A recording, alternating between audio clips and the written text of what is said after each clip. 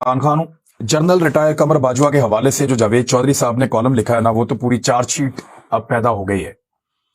और पहला सवाल ये पैदा होता है कि जनरल बाजवा कैसे इस नतीजे पर पहुंचे कि इमरान खान इस मुल्क के वजीर आजम रहे तो मुल्क नहीं रहेगा। यानी कैसे एक फौजी जर्नैल इस नतीजे पर पहुंच सकता है कि फलां आदमी अगर पाकिस्तान का वजीर आजम रहा तो ये मुल्क नहीं रहेगा। अब उनको ये साबित करना पड़ेगा और ये बताना पड़ेगा, ये सवाल उठाया जा सकता है कि जनाब आपको क्यों लगता था कि अगर इमरान खान वजीर आजम रहेगा तो ये मुल्क नहीं रहेगा। ऐसी ही एक गलत असेसमेंट 1971 में हुई थी और फिर मुल्क दो टुकड़े हो गया था, फिर एक बांग्लादेश बन गया था। बार बार गलत असेसमेंट का खुमियाजा पाकिस्तानियों ने भुगता है।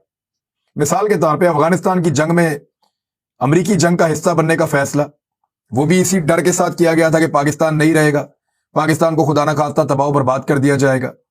और उसके बाद पाकिस्तान आज तक उस जंग में उतरने का खुमियाजा भुगत रहा है और अभी पता नहीं कितना हम भुगतेंगे। एक फौजी जनरल इस नतीजे पर पहुंच गए कि अगर इमरान खान रहा तो ये मुल्क नहीं रहेगा, यानी वो इस नतीजे पर पहुंच गए और उसके बाद इमरान खान की हुकूमत खत्म हो गई। ये कैसे हो सकता है कि हुकूमत खुद ही खत्म हो जाए? फिर हमने देखा कि ऑटोमेटिकली जो कैदियों वाली वैन्स हैं वो पहुंचना शुरू हो गई वजीर आजम हाउस के बाहर। हमने देखा कि इस्लामाबाद का जो रेड जोन है, वजीर आजम कोई और था, वजीर दाखिला कोई और था, सील किसी और ने कर दिया। फिर हमने देखा कि लोटे बनना शुरू हो गए। फिर हमने देखा कि अजीबोगरीब लोगों की मुलाकातें होना शुरू हो गई और होटलों के अंदर कमरे बुक हो गए और वहां पे बाकायदा प्रोटेक्शन दी गई इन लोगों को। ये सारी चीजें रजीम चेंज होता हुआ हमने खुद देखा। पैसा भी मुबैना तौर पे बहुत चलाया गया और ये सारी चीजें करके एक रजीम चेंज ऑपरेशन मुकम्मल किया गया, क्योंकि उस वक्त जनरल कमर जावेद बाजवा साहब को यह लगता था कि इमरान खान साहब पाकिस्तान के वजीर आजम रहता तो मुल्क ना रहता। अब इस ये जो कॉलम है ना, इसके अंदर जावेद चौधरी साहब ने एक इंकशाफ किया कि 22 अगस्त की रात इमरान खान साहब की और जनरल बाजवा की एक मुलाकात हुई थी। जनरल बाजवा ने अपने साइड की स्टोरी जो है वो सुना दी है जावेद चौधरी साहब को। सदर पाकिस्तान इस मुलाकात में थे नहीं, ये बाकी लोग बाहर थे और 1-to-1 मुलाकात गालिबन रिपोर्ट हुई है कि ये 45 मिनट तक इनकी हुई। अब दोनों में से एक आदमी बता सकता है, तो ये बात जो है वो जनरल कमर जावेद बाजवा ने ही बतानी थी, तो उन्होंने फिर ये मुलाकात जो है उसके बारे में बातचीत बताई है जावेद चौधरी को। इमरान खान साहब का अभी बताना बाकी है, वो क्या बताते हैं वो अभी आपको पता चल जाएगा। 22 अगस्त की रात को ये मुलाकात हुई है। मैं आपको 22 और 23 अगस्त के जंग अखबार का पेज आपको मैं दिखा रहा हूं, ये आप पहले देख लीजिए। 22 अगस्त 2022 का अखबार, इसकी खबरें सिर्फ आप देखिए कि किस माहौल के अंदर और किन हालात में इमरान खान और जनरल बाजवा की मुलाकात हो रही है और पीटीआई को कितना दीवार के साथ लगाया गया था। इसमें इमरान खान साहब की नाअहली सर के ऊपर है और इसी अखबार में इमरान खान साहब का ऊपर एक बयान है, मेरी नाअहली कौम का नुकसान, गिरफ्तारी से फर्क नहीं पड़ेगा, तरीके इंसाफ को खत्म करने का मंसूबा बनाया गया है, जो करना है करो, कौम को हकीकी आजादी दिलाने तक सड़कों पर रहूंगा। और शहबाज गिल से ज्यादा तल्ख बातें फौज के खिलाफ नवाज शरीफ, मरियम नवाज और ख्वाजा आसिफ ने की है। उन दिनों शहबाज गिल गिरफ्तार था और शहबाज गिल की गिरफ्तारी के बाद तशद्दुद के इल्जाम सबके सामने थे और शहबाज गिल ने खुद भी बताया था कि मुझे करंट भी लगाया गया, नाजुक हिस्सों पे मेरे कपड़े उतारे गए और मुझे बदतरीन तशद्दुद का निशाना बनाया गया है। वो अभी तक यही बात कहते हैं कि जनाब हमारे साथ बहुत ज्यादा ज्यादती की गई है, मेरे साथ खासतौर पे शहबाज गिल साहब ये कहते हैं। फिर इसकी जो मेन हेडिंग है जंग अखबार की, वो ये कहती है कि इमरान गिरफ्तारी से बचने की कोशिशें, मुज़ाकरात जारी, पार्टी रहनुमाओं से राब्ते, हदायत दे दी, बनीगाला के रस्ते सील, पुलिस, कमांडोज, रेंजर्स तैनात। यानी इस तरीके से हर चीज बंद होने के बाद, और वजीर दाखिला कह रहे हैं अलग से मुकदमा दर्ज हो या शहबाज गिल केस का हिस्सा बनाया जाए। कानूनी राय तलब, वजीर आजम भी गिरफ्तारी चाहते हैं इमरान खान की और वजीर दाखिला ने प्राइम मिनिस्टर ऑफिस से इजाजत मांग ली। वारंट आईजी इस्लामाबाद तक पहुंच गए, फैसला इत्तेहादियों की मुशावरत से होगा। अब इस शदीद तरीन दबाव के माहौल के अंदर इमरान खान साहब से मुलाकात की थी उस वक्त के army chief general Qamar Javed Bajwa ने। आप समझ रहे हैं ना बात को? यानी ये दबाव शदीद तरीन बढ़ा के शहबाज गिल को गिरफ्तार कर दिया, कमांडोज तैनात कर दिए, रेंजर्स वहां पे आ गई, पुलिस कमांडोज आ गए, सबने आकर घेरा डाल लिया, वारंट आईजी के हवाले कर दिया गया, वजीर आजम हाउस से गिरफ्तारी का कह दिया गया, शहबाज गिल के टॉर्चर की खबरें लगातार बाहर आ रही हैं, इमरान खान की नाअहली का रेफरेंस भेज दिया गया, उसकी एक तकरीर को लेकर पूरा एक बहुत बड़ा मुअम्मा खड़ा कर दिया गया। इस कदर शदीद दबाव के बाद इमरान खान साहब से मुलाकात की गई। अब आप समझ रहे होंगे कि मुलाकात से पहले दबाव क्यों डाला जाता है। ये तो आप ज्यादा बेहतर समझ सकते हैं जिस माहौल में ये मुलाकात हो रही है। बहरहाल 23 अगस्त 2022 अगला दिन जब मुलाकात हो चुकी थी, उसके बाद की खबरें देखें। मेन हेडिंग इसकी ये है कि इमरान के खिलाफ तौहीन अदालत कार्रवाई, खातून जज को धमकी, इस्लामाबाद हाई कोर्ट के तमाम जजेस का नोटिस जारी करने पर इत्तफाक, लार्जर बेंच आज समाअत करेगा। दहशतगर्दी के मुकदमे में इमरान खान की 3 रोज के लिए हिफाजती जमानत मंजूर, जुमेरात तक इंसदाद दहशतगर्दी अदालत से रुजू करने का हुक्म। तोशाखाना रेफरेंस में पाकिस्तान तहरीक इंसाफ को जवाब जमा कराने के लिए 1 हफ्ते की मोहलत। यानी आप अगर गौर करें तो यह शदीद तरीन दबाव का माहौल बनाया गया था अगस्त के इन दिनों में, जिन दिनों में एक मुलाकात इमरान खान की जनरल कमर जावेद बाजवा से हुई थी। दूसरी चीज के ऊपर भी जाएंगे, लेकिन मुझे समझ नहीं आती कि कोई एक शख्स होता कौन है जो ये फैसला कर ले कि ये शख्स मेरे मुल्क के लिए ठीक है या गलत है। फर्ज करें कि अगर जनरल कमर जावेद बाजवा के बारे में कोई ये फैसला कर ले कि वो मुल्क के लिए ठीक नहीं है, फर्ज कीजिए, तो क्या उनको अच्छा लगेगा? हालांकि उनके बारे में फैसला किया जा सकता है, उनको ओहदे से हटाया भी जा सकता है आईनी तौर पे और बनाया भी जा सकता है आईनी तौर पे। एक मरतबा उनको एक्सटेंशन भी दी गई है, ये भी एक आईनी तरीका था। लेकिन क्या एक आर्मी चीफ ये क्लेम कर सकते हैं कि वजीर आजम रहता तो मुल्क ना रहता? यानी वजीर आजम की इतनी औकात है कि वो इंटरव्यू देंगे और वजीर आजम बनेंगे, और जब पसंद नहीं आएंगे तो वो हट जाएंगे और कोई और वजीर आजम बन जाएगा। ये बड़ी नामुनासिब बात है और एक ऐसी सोच है जो पाकिस्तान को आगे बढ़ने नहीं देती। बहुत नामुनासिब बात है। इस कॉलम ने बहुत कुछ मवाद दिया है। आने वाले 1 हफ्ते तक इसका पोस्टमार्टम चलता रहेगा, जो कुछ जनरल बाजवा साहब ने कहा है, क्योंकि जावेद चौधरी साहब तो सीधी सीधी वही बातें बताएंगे जो बाजवा साहब ने जावेद चौधरी साहब को बताई हैं। अब उन बातों में से निकल के आ रहा है वो आप देखते चली जाइए, आपको पता चल जाएगा। नाज़रीन, एक खबर यह है कि पाकिस्तान और IMF के दरमियान तमाम मामला तय पा गए, लेकिन हकीकत यह है कि अब पाकिस्तान की कौम के ऊपर बड़ा जबरदस्त किस्म का महंगाई का एक तूफान आने वाला है। तरक्याती मंसूबे रुकने वाले हैं। यानी इस IMF के साथ जो पाकिस्तान ने यह मुआहिदा किया है, पाकिस्तान की पूरी तारीख के अंदर इतना बदतरीन मुआहिदा कभी नहीं हुआ। पाकिस्तान को अगर हकीकी मानों में किसी ने गिरवी रखा है तो इस मुआहिदे में शहबाज शरीफ की हुकूमत ने पाकिस्तान को हकीकी मानों में गिरवी रख दिया है। ये बचत करने के लिए बिल्कुल तैयार नहीं है। इनके वुज़रा की तादाद काबीना की 85 हो गई है। 85 अरकान इनके जो है वो कैबिनेट का हिस्सा है, जो पाकिस्तान की तारीख की सबसे बड़ी काबीना है।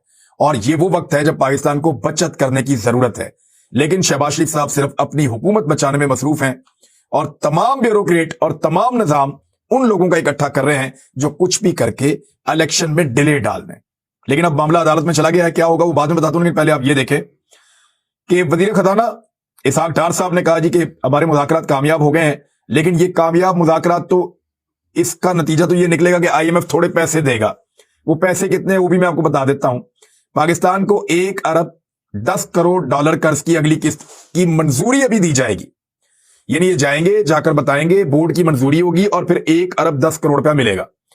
जितनी देर में वो पैसा आएगा 1 अरब डॉलर और कम हो जाएगा, क्योंकि जिस तेजी से पाकिस्तान के ज़र मुबादला के ज़खायर गिर रहे हैं ना, इस वक्त हम पहुंच गए हैं 2 अरब 90 करोड़ अमरीकी डॉलर्स पे। 3 अरब डॉलर से भी कम का ज़र मुबादला के ज़खायर रह गए हैं और ये तारीखी तौर पे पाकिस्तान दोबारा नीचे जा रहा है। जब नवाज शरीफ पहले वजीर आजम थे और इसहाक डार उनके साथ थे, तो उस दौर में भी इन्होंने, ये मैं बात कर रहा हूं 99 वाले दौर की, तब भी ये ज़र मुबादला के ज़खायर को बहुत नीचे ले गए थे। बल्कि ये अपना रिकॉर्ड ऐसा लगता है कि इस मरतबा दोबारा तोड़ देंगे। IMF से ये पैसा जितने अरसे में मिलेगा, पाकिस्तान इतना पैसा खर्च कर चुका होगा ऐसा दिखाई देता है। दोस्त ममालिक कितना भी पैसा दें, लेकिन पाकिस्तान की जो जरूरत है वो बहुत ज्यादा पैसों की है। वो पैसा पूरा करने के लिए महंगाई का एक खौफनाक तूफान आने वाला है। पेट्रोलियम मसनूआत महंगी मिलेंगी, घी महंगा मिलेगा, चावल, आटा, चीनी, दालें, हर चीज आपको बहुत महंगी मिलेगी और ये बोझ कौम को उठाना पड़ेगा, क्योंकि अब आपके पास कोई और चारा नहीं है। पाकिस्तान की मार्केट रुकी हुई है, पाकिस्तान के अंदर इकोनॉमिक एक्टिविटीज उतनी बड़ी हो नहीं रही और इकोनॉमिक एक्टिविटीज ना होने की वजह से मईशत का पहिया उतना तेज नहीं चल रहा, अहदाफ पूरे नहीं हो रहे। जो चीजें इन्होंने मान ली हैं उसमें बदतरीन महंगाई है। ये मुआहिदा कौम के सामने लाया जाना चाहिए, क्योंकि जराए से जो चीजें पता चल रही हैं, वक्तन फवक्तन बाहर आई हैं, वो बड़ी खौफनाक है। और ये पूरा मुआहिदा कौम के सामने रखा जाए कि इन्होंने IMF के सामने मुल्क को किस कीमत पर गिरवी रखा है।